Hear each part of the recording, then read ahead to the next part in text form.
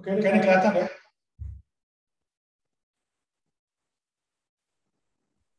Kelihatan, Pak. Oke, jadi kita sekarang membahas tentang yang disebut dinamika lanjutan.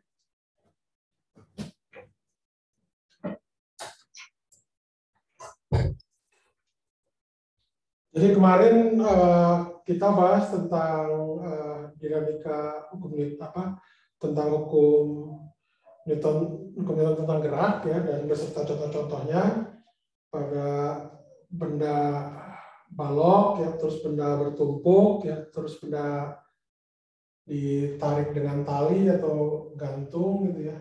Nah, sekarang kita memperkenalkan apa yang disebut dengan gaya gesek ya. Nah, gaya gesek di sini apa namanya? Gaya geseknya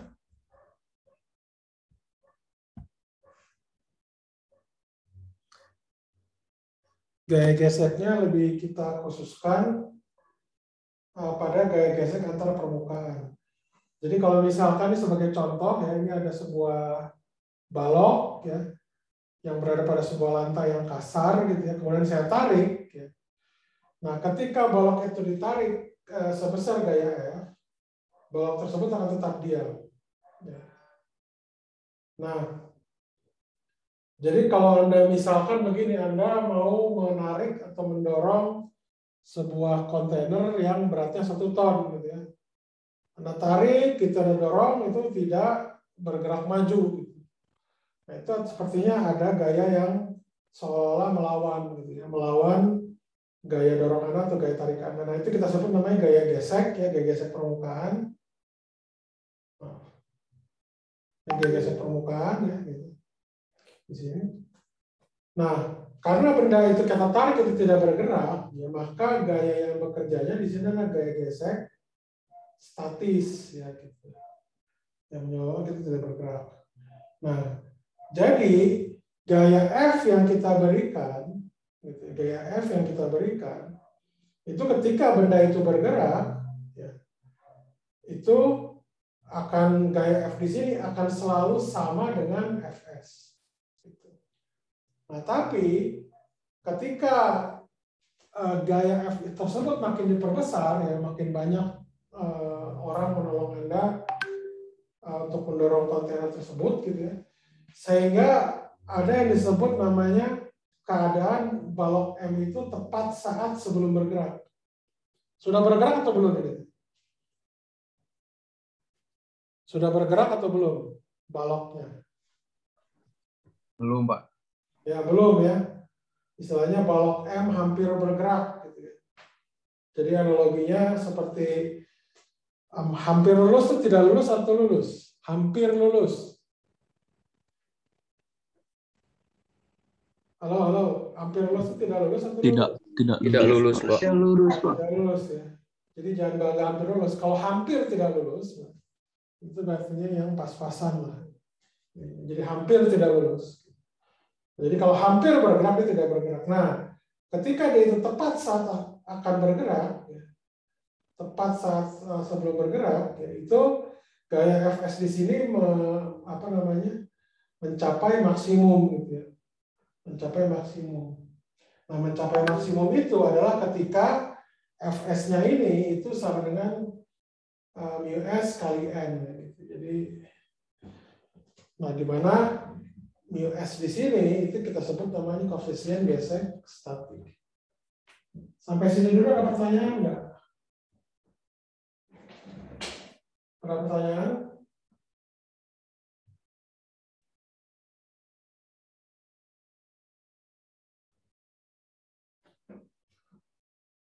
Oke, nah μs di sini nilainya lebih besar dari 0 ya. Jadi apa namanya μs itu selalu positif, tidak dibatasi. Misalkan harganya harus 1, tidak. Jadi ada μs benda-benda yang permukaan tingkat kekasaran permukaannya itu di atas 1. Karena bisa ditambah di HLDRS itu ada. Jadi μs di sini dia lebih besar dari 0.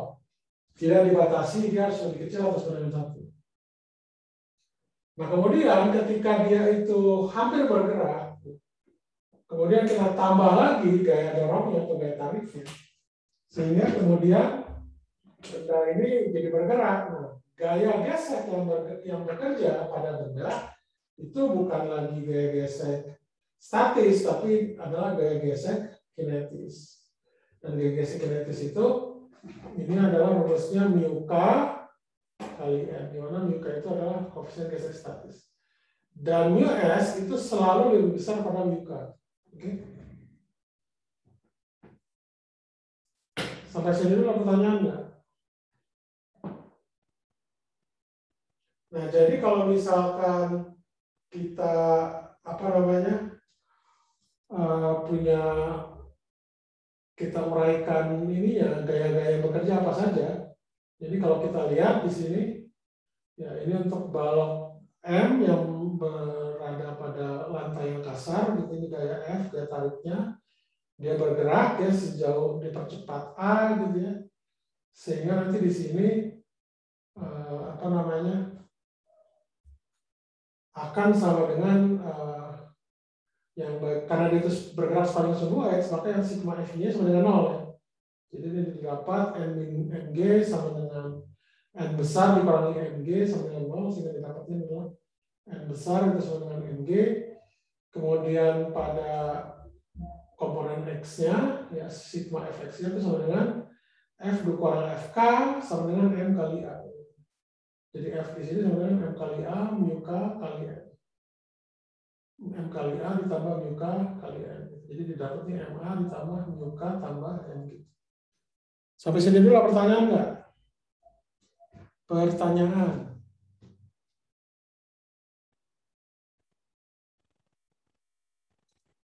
Pertanyaan.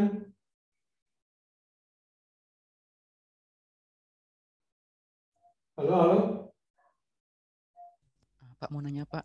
Ya. Tadi kan Bapak bilang kalau kita narik kontainer itu nggak bergerak karena ada gaya geseknya. Bisa jadi karena ada gaya geseknya. Cuman kalau misalnya gaya gesek ini gaya gesek di dunia ini nggak ada Pak, misalnya baik itu gaya gesek statis maupun yang kinetis, itu kalau kita narik kontainer dengan gaya yang nggak terlalu besar pun apa bisa bergerak Pak? Ya kalau tidak ada gaya gesek ya otomatis dia bisa bergerak. Kita dorong sekecil gaya apapun gitu. Sekecil apapun daya kita berikan. Jadi kalau dia tidak ada gaya gesek, dia bergerak. Nah, cuma kan pada realitasnya, ini kalau Anda mendorong kontainer yang beratnya 1 ton, kalau cuma didorong biasa saja kan nggak akan mungkin bergerak kan. Nah, makanya untuk menjelaskan itu, kita perlu memperkenalkan yang disebut namanya gaya gesek. Jadi kalau betul, kalau yang seperti Anda bilang, kalau semua permukaan di dunia itu licin, maka tidak ada gaya gesek, maka sekecil apapun kita dorong, itu benda itu akan bergerak. Bahkan pesawat, bukan hanya kontainer sih, pesawat jumlah atau katakanlah kapal laut lah ya, kalau itu tidak ada gaya gesek ya, didorong ya bergerak. Nah sekarang pertanyaannya, ada nggak di dunia ini yang koefisien permukaan, koefisien gesek statis dan kinetisnya itu 0? Atau dia bisa dikatakan licin sempurna? Ada nggak? Nggak ada sih kayaknya Pak. Nggak ada. Ini hasil savana ini siapa nih? Tolong itu ditulis meme-nya. Kalau nggak akan saya put di hasil savana ya.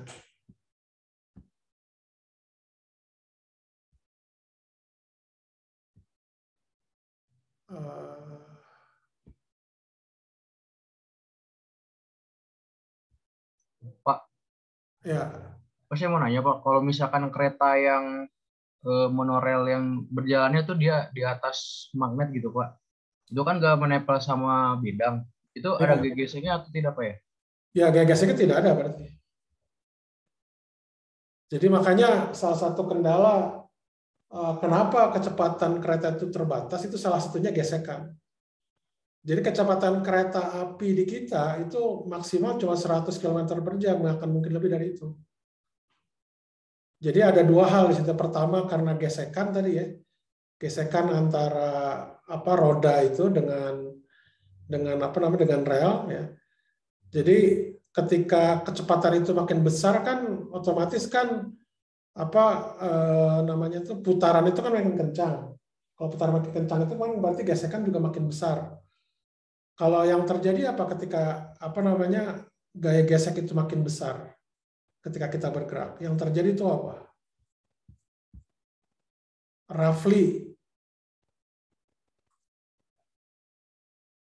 Rafli Betriansyah. Ada nggak nih orangnya? Ya Pak, ada. Ya. Kalau Apa? tadi kurang jelas. Anda nggak nyimak nih. Nanti kalau Anda seperti itu lagi, ya ini peringatan terakhir ya untuk semua ini. Kalau masih Anda tanya pertanyaannya apa, nanti nggak menyimak. Kalau nggak nyimak nanti kan saya put di waiting room dan tidak terhitung absen nantinya. Sini saya jelaskan lagi. Kalau ada kereta, ya dia punya roda, dia bergerak, ya makin cepat, ya. Dan antar kereta itu kan antar roda dengan rel itu ada gaya gesek, ya. Ketika roda tersebut itu makin cepat berputarnya, itu kan artinya kecepatan kereta makin tinggi. Nah, yang terjadi itu apa? Yang terjadi itu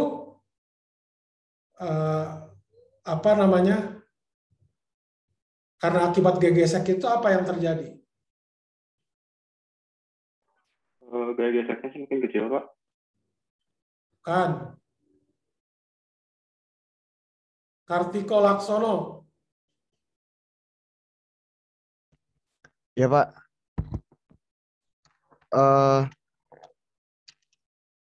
Gaya geseknya berubah dari statik ke kinetik, Pak. Itu keretanya udah bergerak. Jadi yang jelas yang bekerja itu gaya gesek statik.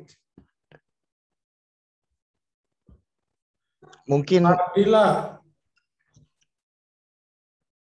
nimbulin percikan api, Pak. ya Fadila, saya tanya Fadila, mana Fadila? Hadir. Ya, apa? Mungkin kalau gaya geseknya semakin besar, suatu saat kecepatannya itu akan mencapai maksimal, Pak. Sebenarnya kalau kecepatan mesin itu tidak harus maksimal, justru terkendala oleh bahan dari rel kereta tersebut. Givari, Alwa. Iya Pak, kalau menurut saya mungkin nanti roda keretanya bakalan bisa copot atau pokoknya bermasalah gitu Pak di rodanya, bisa copot atau mungkin terbakar gitu Pak. Ya, jadi artinya ketika kecepatan itu makin tinggi, karena di situ ada gaya gesek, ya, itu dia akan menyebabkan panas itu akan makin tinggi. Jadi ada disipatif energi. Disipatif energi makin besar, jadi energi yang hilangnya makin besar, dia akan berubah jadi panas, ya. Suhu di roda kereta itu akan makin tinggi sehingga dia akan memuai gitu. Sehingga nanti akan bisa terjadi kereta itu akan anjlok dan terjadi kecelakaan gitu. Jadi makanya salah satu kendala kenapa kereta itu terutama misalkan di kita itu dibatasi itu salah satunya itu bahannya masih terbatas untuk itu. Itu yang pertama dari segi panas. Yang kedua, ketika roda itu makin cepat, ya itu kan ada frekuensi putar ya sebetulnya. Nah itu kalau dia itu makin cepat, bahan yang digunakan itu harus kurang dari frekuensi tertentu, yaitu frekuensi putar yang di bawah 100 km per jam. Nah tinggal bagi jari-jarinya aja, itu frekuensinya. Nah kalau frekuensinya segitu, itu sama dengan frekuensi fatigue. Frekuensi fatigue itu frekuensi retak. Jadi rel kereta tersebut ya lama-kelamaan dia akan menjadi retak. Gitu. Jadi selain panas, yang terjadi itu juga keretakan. Gitu ya. Jadi makanya itu terbatasi.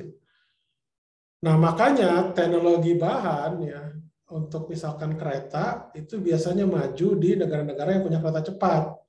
Seperti di Jepang, Jerman, Prancis gitu ya. Itu mereka punya bahan-bahan yang teknologi bahan yang cukup canggih lah, cukup tinggi gitu ya. Jadi bagaimana membuat bahan yang dia itu tahan untuk kecepatan di atas 100 km per jam. Kalau di Indonesia ya itu maksimal segitu. Ketika saya di Jerman pernah naik ICE namanya, Intercity Express, itu keretanya yang seperti peluru. Itu bisa mencapai, waktu itu saya sampai hampir 300 km per jam. Jadi jarak 300 km per jam itu artinya kalau misalkan Jakarta-Bandung itu 150 lah ya, katakanlah 150 km, berarti cuma bisa ditempuh dalam waktu setengah jam. Jakarta-Surabaya itu berapa? Misalkan 900 km, itu berarti dapat ditempuh dalam waktu 3 jam. Gitu. Ada pertanyaan nggak? Jadi itu kendalanya.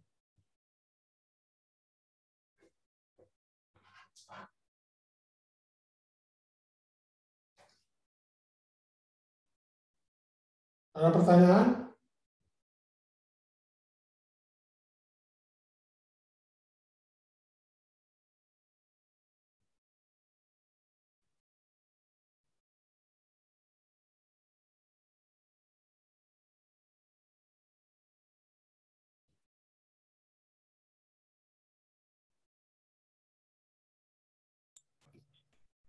Izin bertanya, Pak. Ya.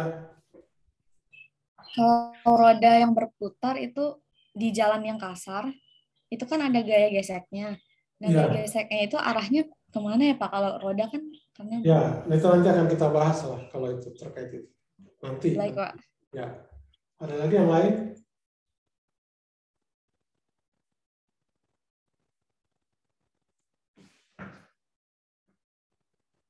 Ada lagi yang lain? Oke, alpha. Oke, ya. Oke, nah sekarang kita ambil contoh yang ini. Ya. Jadi kalau misalkan benda itu bertumpuk, ya, M kecil di atas M besar, ya, antara permukaan antara M kecil dan M besar itu kasar. Katakanlah permukaan M besar itu kasar gitu. Tapi apa namanya, yang ininya licin. Gitu. Nah, pertanyaannya adalah apa syarat F besar maksudnya, jadi gaya tarik agar balok M besar dan M kecil bergerak bersama-sama. Ini maksudnya relatif terhadap lantai ya. Dia punya percepatan yang sama, ini maksudnya ini. Jadi antara M kecil terhadap M besar itu diam. Jadi M kecil terhadap M besar itu diam. Tapi kalau M besar, kalau M kecil terhadap lantai itu bergerak. Oke. Nah, jadi kita harus menganalisa satu-satu. Ya. Satu-satu. Jadi kalau pada benda M kecil itu ada gaya berat ya, yang arahnya ke bawah sama gaya normal akibat M besar. Nah, kalau balok itu balok M kecil ini kan dia sebenarnya berada pada M besar ya. Sehingga kalau M besar itu ditarik, nanti seolah-olah M kecil itu terdorong ke belakang. Sehingga nanti akan ada gaya friksi statis ya, yang arahnya ke kanan. Gitu. Nah, jadi kalau saya analisa dengan menggunakan hukum Newton, ya, jadi sigma FY karena dia itu bergerak cuma horizontal itu akan sama dengan 0. Ini didapatkan gaya normal itu akan sama dengan mg. Sedangkan untuk yang sumbu X-nya, jadi sigma fx itu sama dengan Fs sama dengan M kali A. Oke. Nah, Fs di sini itu bukan Fx maksimum secara umum. Tapi dia Fs di sini itu lebih kecil atau sama dengan Fs maksimum. Yang Fs maksimum itu adalah μs kali N, di mana N itu sama dengan M kali G. Sehingga dari rumus ini kita akan saya dapatkan bahwa A percepatan ini itu harus lebih kecil atau sama dengan μs kali G. Oke, sampai sini dulu ada pertanyaan nggak? Mohon maaf Pak, tadi cara menentukan FS-nya itu bagaimana ya Pak? Di saya tadi kurang Ya, jelas. oke. Jadi begini, kalau ada misalkan mobil dari diam gitu ya, ke bergerak, maju gitu ya, Anda kan nanti seolah-olah seperti terdorong ke belakang kan? Betul? Betul Pak. Ya. Jadi gitu, artinya kalau misalkan benda M ini ditarik, nanti seolah-olah M kecil itu akan seperti terdorong ke belakang, berlawanan arah dengan F. Seolah-olah dikatakan, seolah-olah. Jadi makanya Fs-nya di sini itu harus ininya ke kanan. Mudah-mudahan itu bisa menjelaskan. Ada lagi yang lain?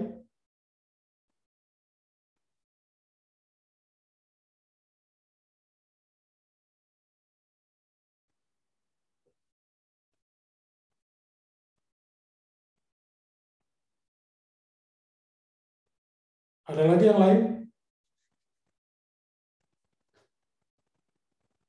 Oke, nah sekarang kalau pada benda M besar, ini analisa gayanya. Pertama itu tentunya ada gaya berat, ya, M kali G, kemudian ada N1, itu adalah gaya normal terhadap lantai yang licin. Kemudian ada gaya reaksi dari gaya normal pada M kecil, ya, ini M besar di sini. Kemudian ini juga ada gaya reaksi dari apa namanya S gitu ya, mohon maaf kegedean S-nya, harusnya subscript ya. Ini Fs.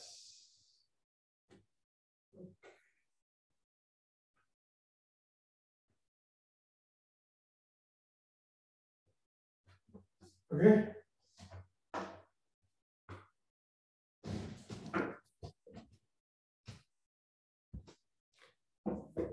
Nah, dari sini karena benda ini hanya bergerak ke kanan bergerak sepanjang sumbu X ya, ke kanan, tidak vertikal, maka yang ini vertikalnya dia akan nol kan ya. Jadi M1 di sini sama dengan M besar G ditambah N besar. N besar itu gaya normalnya yang di sini. Jadi N besar di sini kan sama dengan M kecil kali G. Sehingga kalau saya rubah N1 di sini itu sama dengan M besar tambah M kecil kali G. Sampai sini dulu cukup jelas nggak? Terus saya lanjutkan dulu. Kemudian untuk yang sumbu X-nya itu Anda tinggal melihat F itu ke kanan positif, kemudian yang Fs itu ke kiri dan negatif. Ini harus sama dengan M kali A. Jadi kalau Anda masukkan di sini, Fs di sini kan sama dengan M kali A kan ya. Gitu. Maka saya dapatkan F di sini adalah M besar tambah M kecil kali A. Nah sekarang kalau saya masukkan hubungan ini bahwa A itu lebih kecil atau sama dengan S kali G, maka akan saya dapatkan hubungan ini harus lebih kecil dari M besar plus M kecil kali μs kali G. Sehingga didapatkan syarat agar supaya balok M kecil dan M besar itu bergerak bersama-sama, berarti F-nya di sini itu harus lebih kecil dari μs kali M besar tambah M kecil kali G. Sampai sini dulu ada pertanyaan nggak?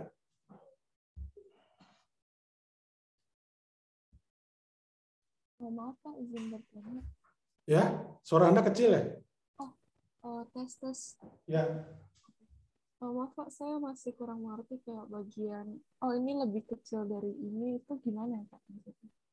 Kenapa? Misalnya itu ada A lebih kecil dari USG, terus ada F-nya bisa lebih kecil dari itu gimana ya Pak? Saya masih kurang. Ya, oke, ya.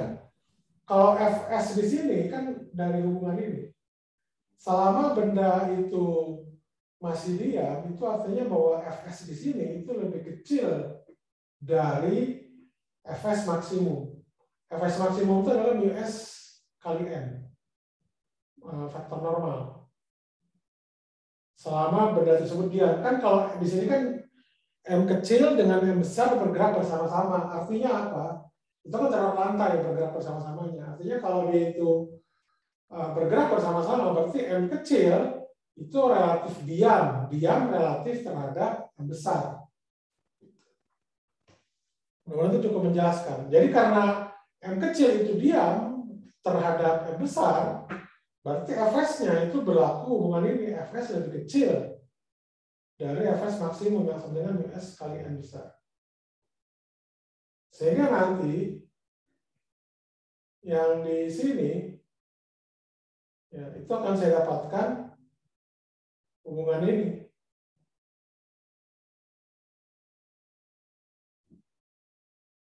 Hubungan ini. Fs di sini itu pasti lebih kecil daripada Fs maksimum, yaitu µs kali N.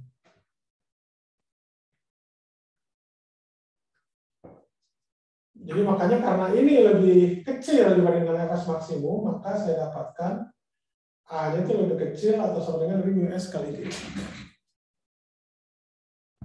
Mungkin itu mudah-mudahan itu bisa menjawab. Ada lagi yang lain?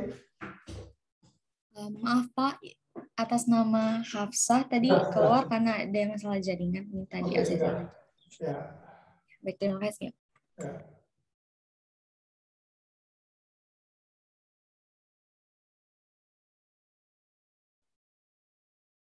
Oke, ada lagi pertanyaan yang lain?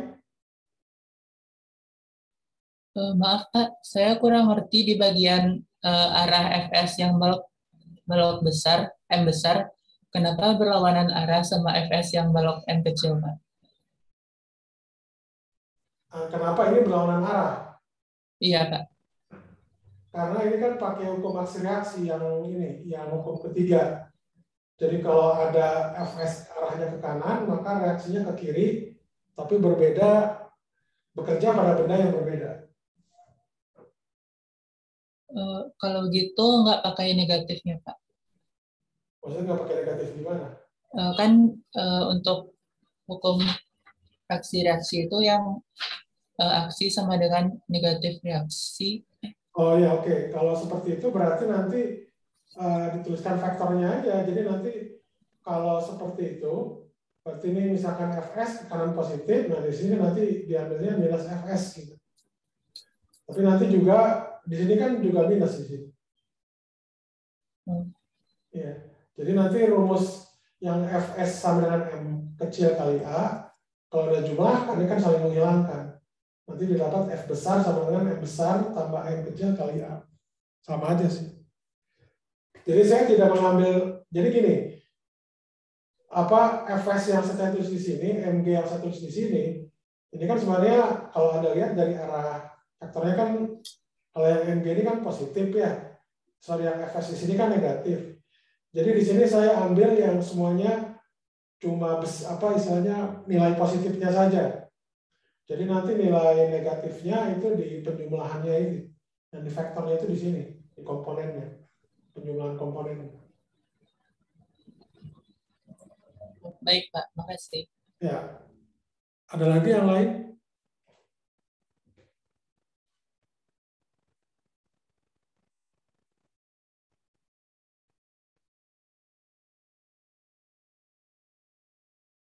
Oke, jadi hubungan ini sudah jelas. Ini dari apa namanya, Fs di sini lebih kecil dari Fs maksimum. Jadi didapatkan ini. Nah, nanti kan Anda dapatkan ini nih, ya, apa namanya, M besar tambah M kecil kali A, itu kan lebih kecil dari µs kali G. Berarti kan ini bisa saya bilang ini lebih kecil sama dengan M besar tambah M kecil kali US kali G. Gitu. Jadi didapatkan syarat kalau dia itu mau bergerak bersama-sama berarti F-nya itu harus lebih kecil daripada US tambah US kali M besar tambah M kecil kali G. Oke? Ada pertanyaan lagi? Terkait ini nanti saya kalau ya. Saya mau konfirmasi lagi, itu berarti jika balok M besar dan M kecil bergerak bersama-sama berarti menempel gitu kan Pak? Maksudnya percepatan keduanya sama kan Pak? Iya. Jadi kalau itu bergerak bersama-sama itu artinya mereka itu mempunyai percepatan yang sama terhadap lantai. Jadi sama-sama bergerak, percepatannya sama antara M kecil dengan M besar terhadap lantai. Jadi dengan kata lain, balok M kecil itu diam relatif terhadap balok M besar. Ada lagi yang lain?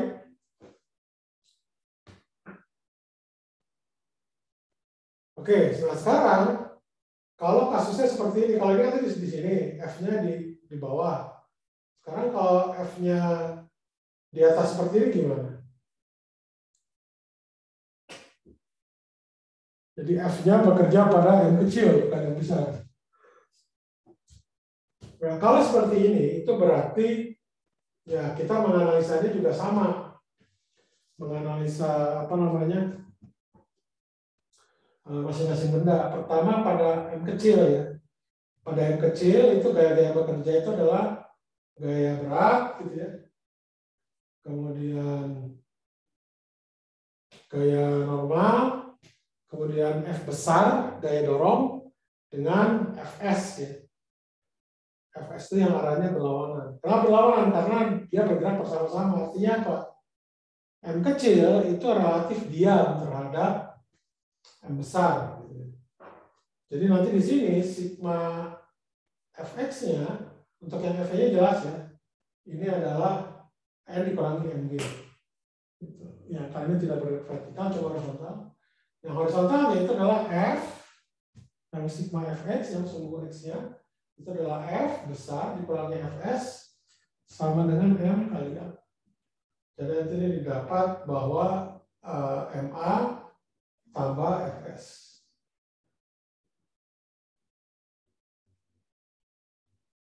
Oke. Nah sekarang pada balok M besar, ya, itu gaya bekerja itu apa? Itu adalah gaya berat, ya. Gaya normal yang ke atas N1 dengan gaya reaksi dari gaya normal yang di balok akibat M kecil. Oke. Sehingga nanti karena seperti tadi dia hanya bergerak secara horizontal, berarti sigma FV-nya itu sama dengan 0. So, sigma FV itu adalah N1 dikurangi N dikurangi N besar kali ini. Sedangkan untuk yang sumbu X ya, ini ada sigma Fx di sini. Nah, sigma Fx itu adalah ini ada Fs di sini, ini akibat reaksi dari gaya aksi ini. Sehingga Fs di sini itu sama dengan M besar kali A. Nah, ini kita tahu bahwa untuk yang Fs di sini itu kan pasti lebih kecil daripada Fs maksimum. Fs maksimum itu sama dengan minus kali N besar. Nah, gaya normal apa yang dipakai? Apakah gaya normal N1? Bukan. Gaya normal yang dipakai itu adalah gaya normal N kecil yang karena kan ini terkait dengan gaya kontak dari M kecil kan ya terhadap M besar. Jadi sehingga M di sini itu adalah M kecil kali G, sehingga gaya geseknya itu sama dengan Fs sama dengan Ms kali Fs itu lebih kecil atau sama dengan Ms kali Mg. Nah, jadi itu didapatkan karena Fs itu sama dengan Ma, ya, berarti didapatkan A-nya itu adalah lebih kecil atau sama dengan Mus kali M kecil kali G dibagi M besar. Oke? Nah, Fs di sini nanti Anda substitusi ke sini, didapatkan nanti akan sama dengan ini. F besar sama dengan M kecil tambah M besar kali A. Nah, sekarang karena A-nya itu lebih kecil daripada mu S kali MG, M kecil G per M besar, maka akan didapat hubungan ketidaksamaan ini. Dan bisa kita simpulkan bahwa F maksimum yang dapat bisa diperoleh agar supaya mereka bergerak bersama-sama itu lebih kecil atau sama dengan dari mu S kali M kecil dibagi M besar kali M kecil tambah M besar kali G. Oke, sampai sini dulu ada pertanyaan enggak?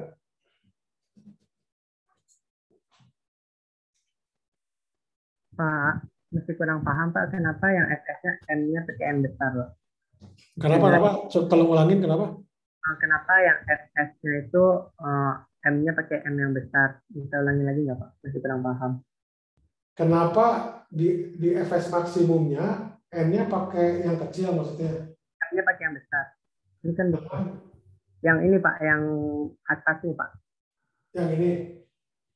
Ya yang itu. Ya. Ini kalau Anda lihat di sini di gambarnya, ya, FS di sini kan akibat reaksi ya dari FS ini kan.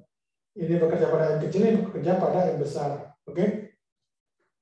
Nah, sekarang ada nggak gaya-gaya yang horizontal lagi selain FS? Bekerja pada M besar. Menurut Anda, ada atau tidak? Tidak ada kan ya? Jadi maka cuma FS. Nah, FS di sini karena dia itu searah dengan arah gerak, maka FS di sini adalah M besar kali A.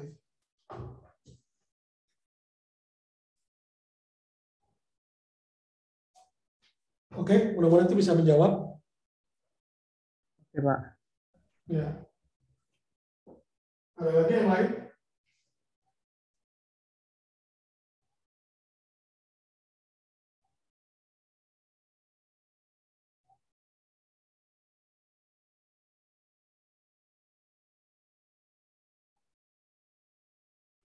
Oke. Ada lagi pertanyaan? Jadi nanti didapatkan seperti ini. Nah, sekarang ini ada lagi yang lain ya. Kalau dia seperti ini. Jadi F itu saya dorong. Jadi permukaan M besar ini kasar ya. Terus saya nyimpan benda sebesar M kecil di sini. Lantai licin. Sekarang tentukan syarat F agar benda M kecil dan M besar itu bergerak bersama-sama. Artinya M kecil itu diam terhadap M besar. Kalau seperti ini gimana?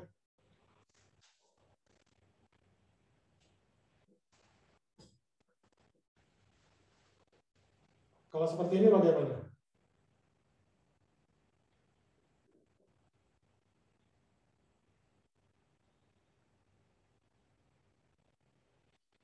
Nah, sama halnya kita apa istilahnya memang yang paling mudah kita berbicaranya di benda yang kecil dulu deh, yang paling mudah ya. Ini mungkin terbalik tadi. Jadi karena benda ini diam, ya, M kecil ini terhadap M besar, itu artinya dia tidak bergerak secara horizontal terhadap M besar, dan dia tidak bergerak ke atas ataupun bawah, karena dia diam. Oke, sehingga nanti ya benda ini di M kecil itu yang bekerja itu adalah gaya normal N prime itu akibat persentuhan dengan benda M besar, ya, balok M besar. Kemudian karena itu tidak bergerak ke bawah, ya, artinya gaya berat ini yang M kecil kali G itu harus diimbangi oleh Fs kan, Fs gaya gesek statis. Oke. Nah, makanya di sini nanti kalau kita lihat di sigma fx-nya yang ke sana ya, itu N1 di sini itu harus sama dengan M kecil kali A. Karena ini adalah balok M kecil kan bergerak dengan percepatan A relatif terhadap lantai. Oke. Sedangkan FY-nya itu adalah Fs dikurangi Mg sama dengan 0. Oke, sampai sini ada pertanyaan nggak? Cukup jelas ya?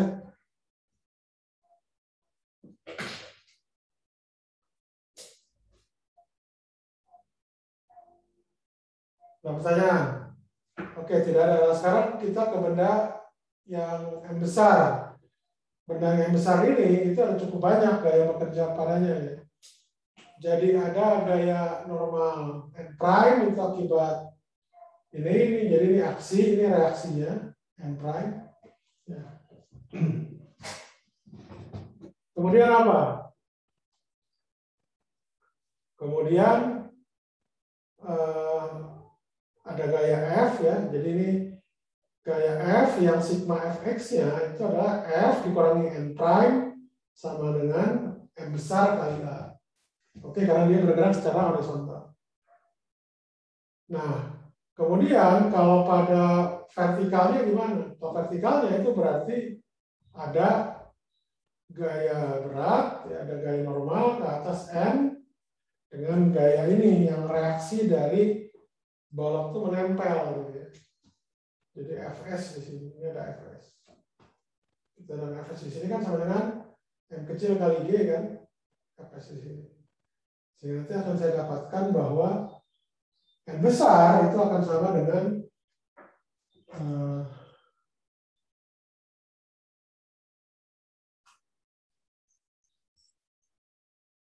N besar tambah N kecil kali G.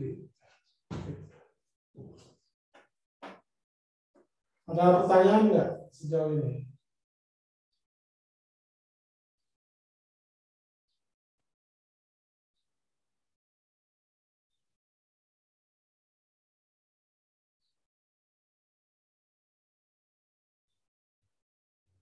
Oke, ada pertanyaan nggak?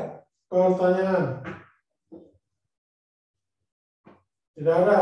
Oke, nah sekarang ya, yang N prime ini kan sama dengan M kecil kali A. Itu Anda substitusikan ke sini. Nanti didapatkan F besar ini itu akan sama dengan M besar tambah M kecil kali A.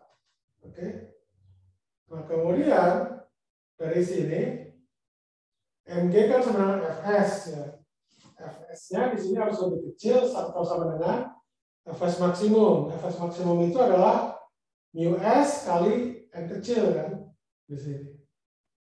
Nah, n kecil itu apa? N kecil itu ya sama dengan m kali a, m kecil kali a. Sehingga nanti didapatkan dari persamaan ini itu akan saya dapatkan kondisi bahwa a di sini itu harus lebih A di sini harus lebih besar atau sama dengan dari G per mu S. Oke.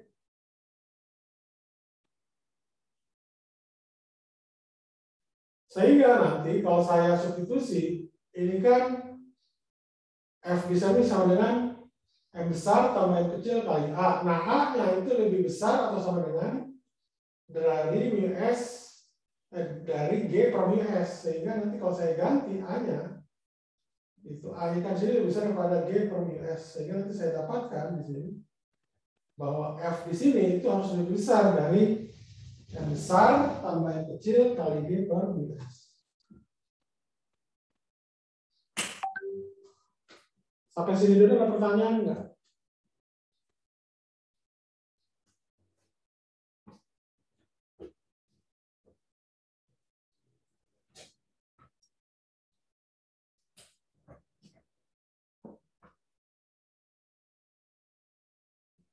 Ada pertanyaan?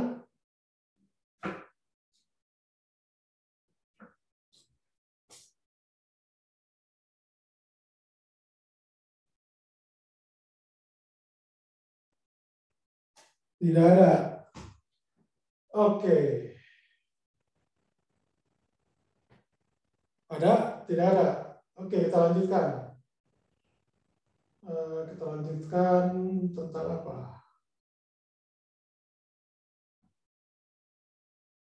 Nah, ini kita bahas tentang ini. Tidak ada ya, oke kita lanjutkan. Nah, sekarang kemarin saya lupa ngasih contoh ya, apa namanya untuk yang bidang miring ya. Jadi saya ambil bidang miringnya itu licin dulu. Jadi ini ada bidang miring ya, dia bisa dikatakan bidang miring ini ditempel gitu ya, supaya tidak bergerak gitu. Jadi ditempel gitu ya. Nah, di sini ada M kecil di sini. Dia disimpan ya bisa di atasnya, terus dia bergerak ke bawah. Analisa gayanya gimana? Nah, biasanya yang kita ambil itu adalah koordinatnya itu yang ke vertikal seperti ini, miring itu adalah Y, yang apa istilahnya tegak lurus arah normal dari permukaan bidang miring. Sedangkan yang sejajar bidang miring itulah sumbu X atau horizontalnya gitu. Jadi ini didapatkan apa namanya? M seperti ini, dia bergerak ke bawah ini melalui permukaan bidang miring atau hipotenusa namanya. Nah, jadi kalau seperti ini koordinatnya, ya, jadi kita menganalisa gaya-gaya seperti ini. Jadi kalau di sini adalah sudut theta, gitu, ini apa siku-siku gitu, siku-siku. Jadi kalau di sini theta, maka akan saya dapatkan apa? Maaf, kalau di sini theta, maka di sini sudut antara gaya berat dengan garis normal ini itu juga theta. Jadi nanti ini bisa diuraikan terhadap sumbu vertikal dan sumbu horizontal.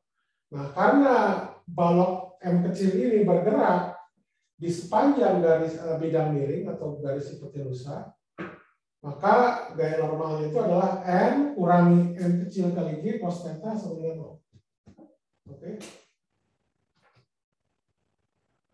Ini saya terlalu. Oke. Sedangkan untuk sigma fx ya, dia karena arahnya yang ke kanan ini yang positif, ya, jadi arah gayanya yang searah dengan garis bidang miring itu adalah fx itulah komponen mg sin theta. Dan ini harus sama dengan m kali a, maka didapat bahwa percepatan a di sini itu adalah g, a itu sama dengan g sin theta. Jadi ini adalah percepatan balok terhadap bidang miring dengan koordinat seperti ini. Jadi terhadap sumbu y-nya dia tidak bergerak terhadap sumbu y seperti ini, tapi dia hanya sepanjang sumbu x saja. Sampai sini dulu ada pertanyaan enggak? Sebelum saya lanjutkan.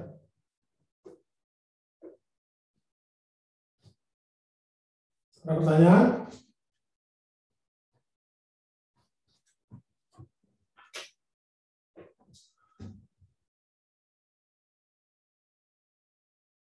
Pak, mau nanya Pak. Ya. Itu nanti kalau misalnya kita yang bidang miringnya ditinjau itu juga sumbu X sama sumbu Y-nya begini juga Pak. Kalau misalnya yang kita tinjau itu benda miring ya Pak, itu nanti koordinat X sama Y-nya juga sama nggak Pak sama yang miring begini? Ya, kalau bendanya itu miring. Benda yang miring ini Pak, yang segitiga ini. Kan ini benda Pak. Jadi kita mau tinjau misalnya ini juga koordinatnya miring gini Pak, yang X-nya itu serong ke bawah sama serong ke atas Pak.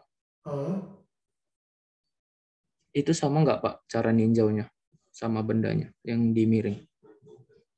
Kalau untuk bidang miring ini, apapun itu ya kita biasanya pakai koordinat ini kan.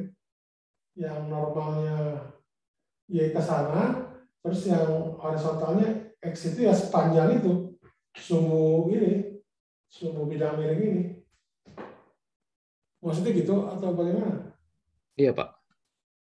Iya, jadi tetap kita pakai ini. Kalau bidang miring apapun kan misalkan tetanya bisa jadi berbeda. Sama kita pakainya koordinat yang seperti ini. Tapi itu bergantung pada ini ya, bergantung pada persoalan.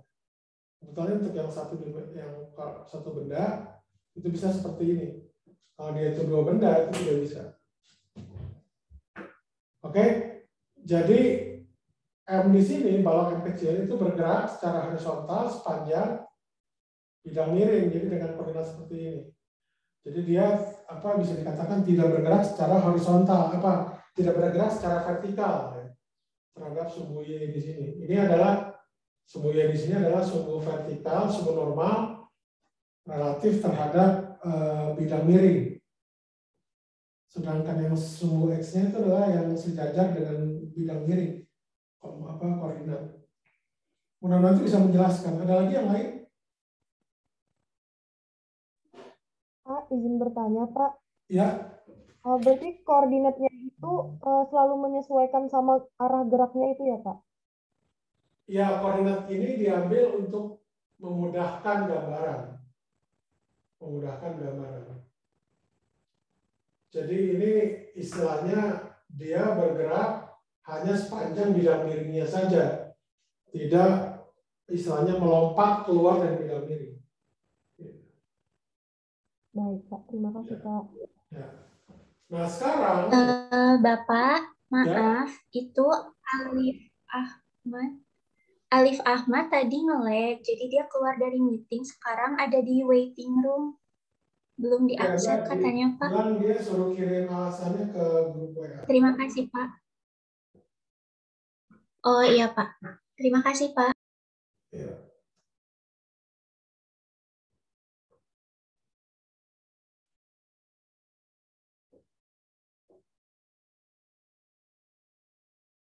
Ini berapa sih? 10 nih.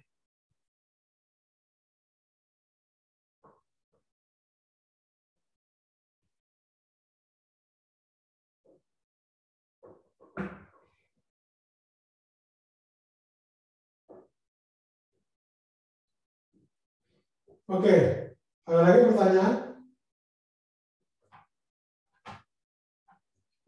Nah, sekarang kalau pertanyaannya ini koordinatnya seperti ini kan terhadap bidang miring ya, yang horizontalnya, yang vertikalnya itu terhadap istilahnya tegak lurus terhadap bidang miring gitu, garis normalnya. Nah, sekarang pertanyaannya kalau terhadap lantai gimana? Kalau terhadap lantai, ya ini ada bisa lihat di sini, lantai itu dia koordinatnya itu Y ke sana, X ke sana. Jadi X di sini itu sejajar dengan lantai, sedangkan Y-nya itu tegak lurus dengan lantai normal.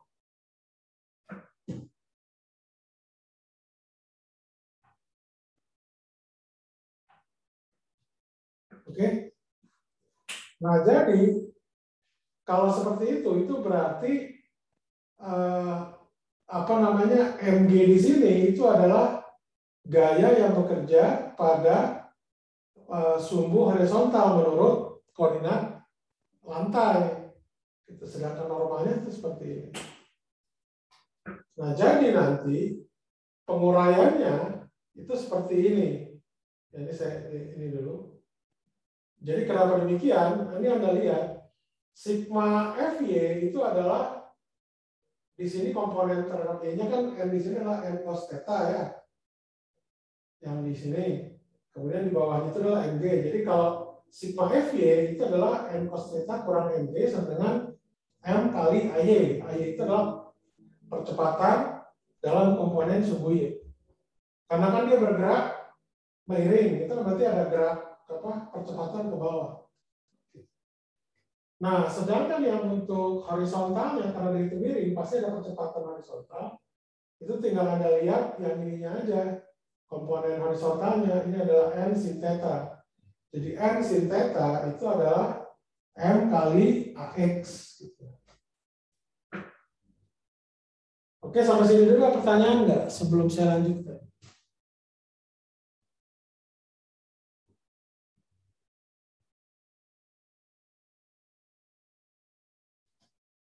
Ada pertanyaan? Halo, halo.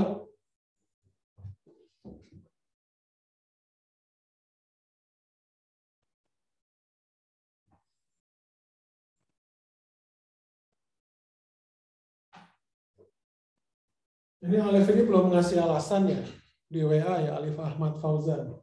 Jadi saya belum bisa approve. Oke, ada pertanyaan dulu nggak sebelum saya lanjutkan? Oh, Pak, izin bertanya. Ya, Itu yang disembunyi kenapa pakainya cos ya, Pak? Kenapa nggak pakai yang sin? kenapa? Yang disembunyi itu loh, kan n cos theta. Kenapa Ya. itu pakai cos, Pak? Kenapa nggak pakai yang sin?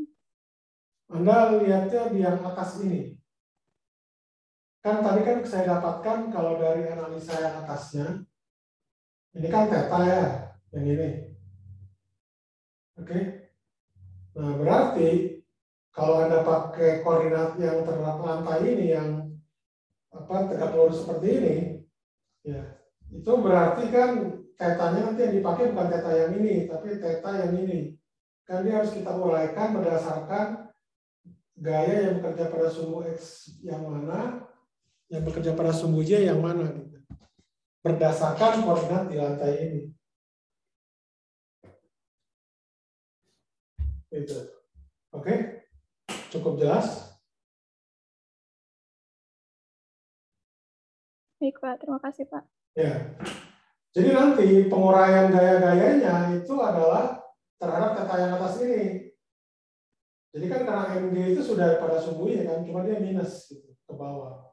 Jadi yang di atas itu adalah N cos theta dikurangi MG sama dengan M kali AY. Dan yang di sininya itu adalah N besar kali sin theta sama dengan MAX. Oke.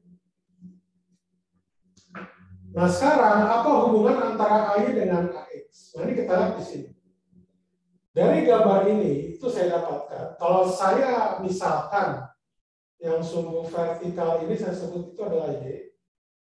Sedangkan yang sumbu horizontalnya ini adalah X gitu ya. Jadi didapatkan di sini adalah Y per X. Y per X itu sama dengan tangan theta. Oke. Karena tetanya ini konstan, maka tangan theta ini juga pasti konstan. Karena kan dia tertentu. Ya. Dianggap bidang miringnya rigid. Ya, ketika benda bergerak, tidak ada perubahan sudut. Jadi sehingga Y di sini itu bisa saya nyatakan sebagai X tangan theta. Sampai sini dulu jelas nggak?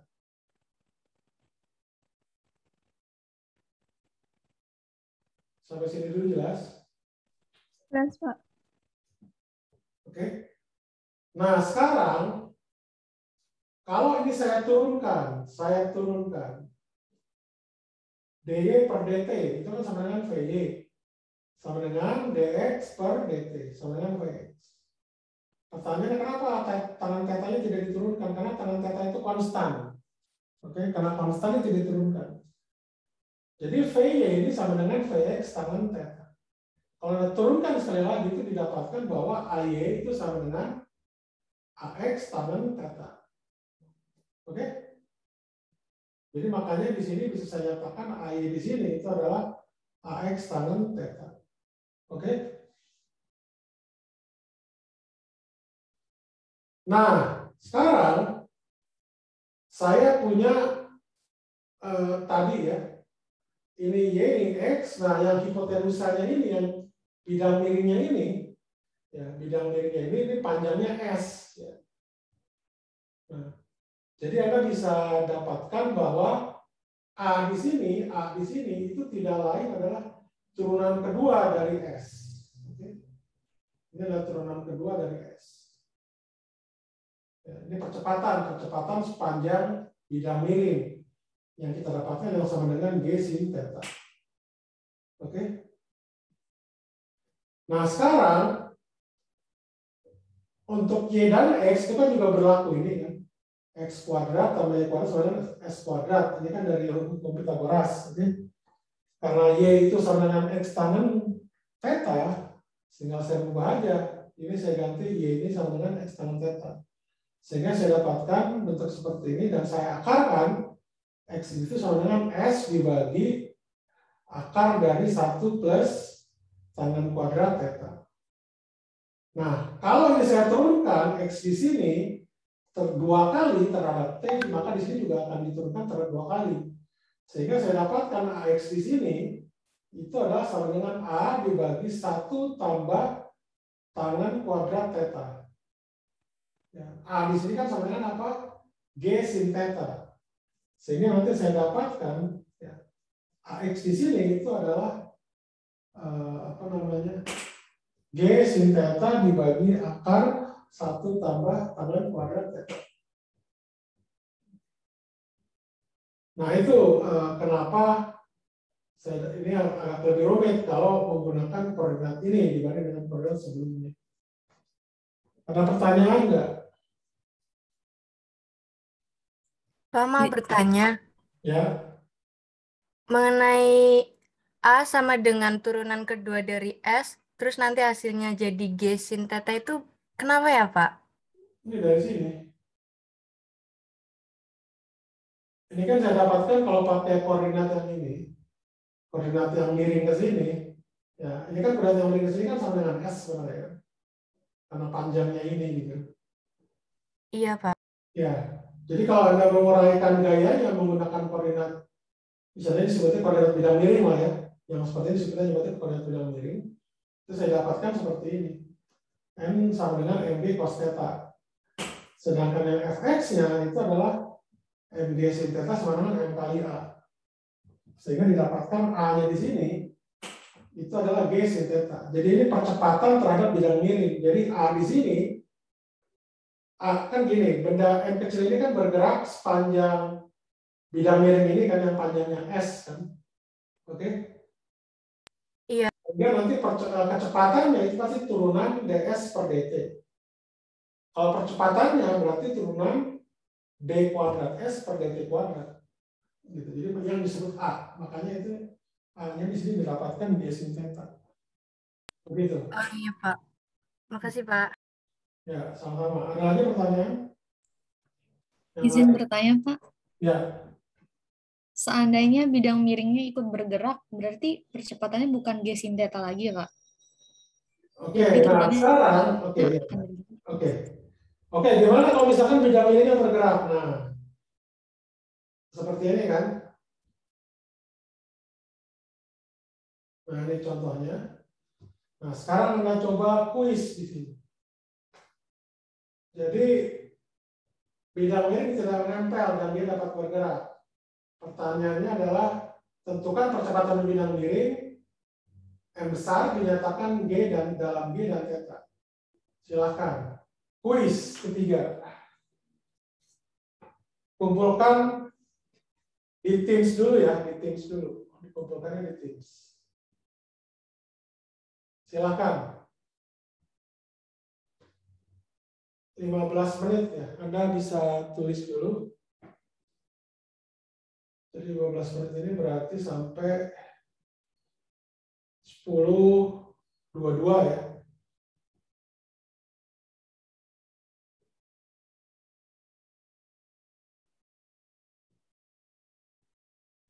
Kuis 3.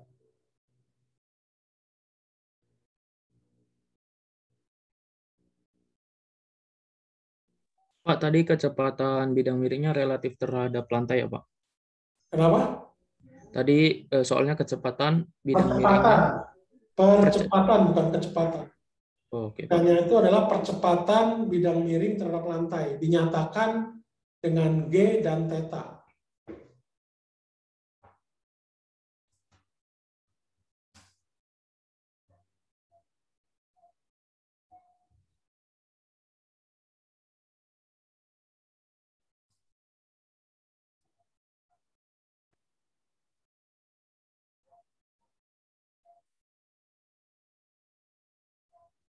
Ya, tangguhlah sampai 10.30 lah Anda kerjakan. Dikumpulkan di Teams. Jadi ada kumpulkan dulu di Teams ya. Nah, sekarang saya mau coba, saya buat account di EduNext. Anda bisa mengumpulkan kan di sana. Tapi yang utama Anda mengumpulkannya itu di Teams ya. Jadi yang Anda kerjakan kuis sekarang itu di Teams. EduNext itu hanya tambahan aja, kan ini baru percobaan ya.